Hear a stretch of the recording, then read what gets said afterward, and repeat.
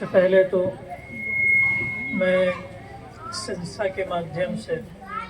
यहाँ पर उपस्थित तमाम मेहमानों का इस्तकबाल करना चाहूँगा, हार्दिक अभिनंदन करना चाहूँगा, स्वागत करना चाहूँगा और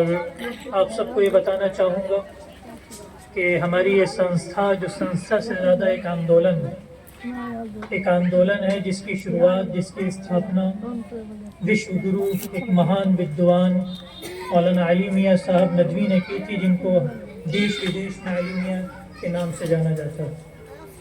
आपने भी शायद उनका नाम सुना हो, यहाँ बहुत से लोग ऐसे होंगे जिन्होंने उनका नाम सुना होगा और उनका नाम का जिक्र भी हुआ होगा। उन्होंने इस संस्था की, इस आंदोलन की स्थापना की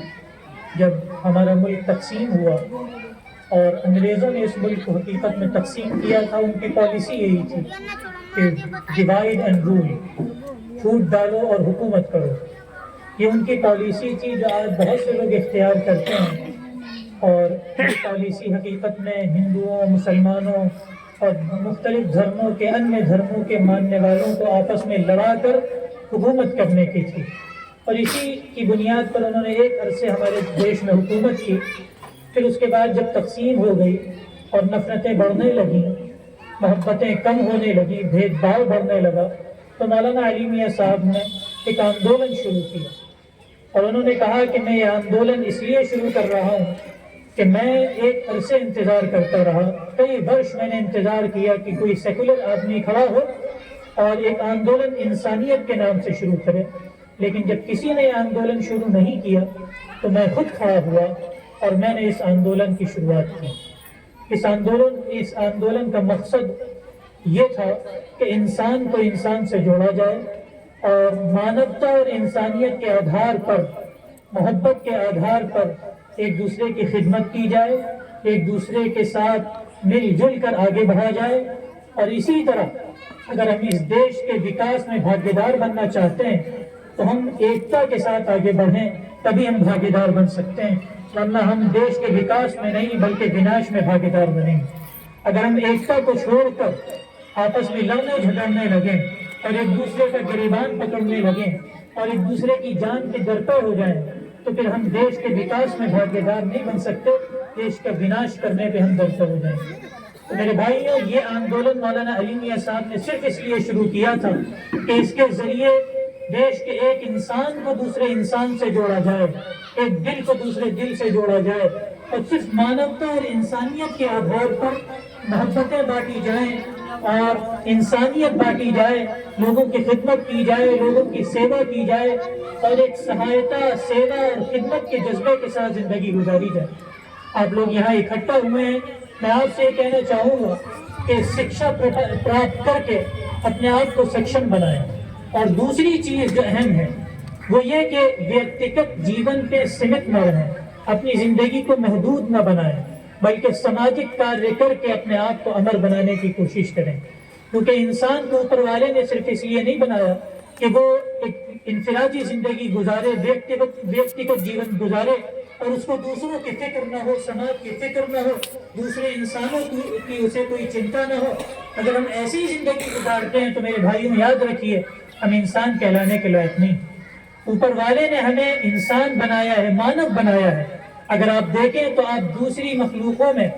और दूसरे पैदा की हुई चीज़ों में सबसे अफजल हैं। आपको ऊपर वाले ने अक्ल दी है, दिल दिया है और ये अक्ल और दिल इसलिए दिया है ताकि आप दूसरों की खिदमत करें, दूसरों के काम आए, आप अच्छे और बुरे की तमीज़ कर सकें।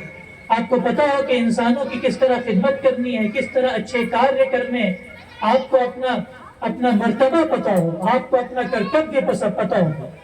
तो मेरे भाइयों, इस तरह की जब हम जिंदगी गुजारेंगे और ऐसा जीवन हम बसर करेंगे कि हम दूसरों के काम आए, दूसरों की खिदमत करें, दूसरों की सेवा करें और जो माशरे के अंदर, समाज के अंदर नफरतें बढ़ रही हैं उनको ख़त्म करने की कोशिश करें और अपना योगदान दें।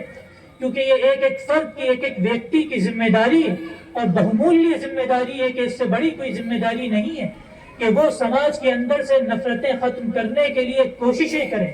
और मोहब्बतों को बढ़ाने के लिए, प्रेम को बढ़ाने के लिए, मानवता को बढ़ाने के लिए अपना योगदान दें। और इसी तरह हम देश के विकास के अंदर भागीदार बन सकते हैं, उसके अलावा दूसरा कोई चारा नहीं।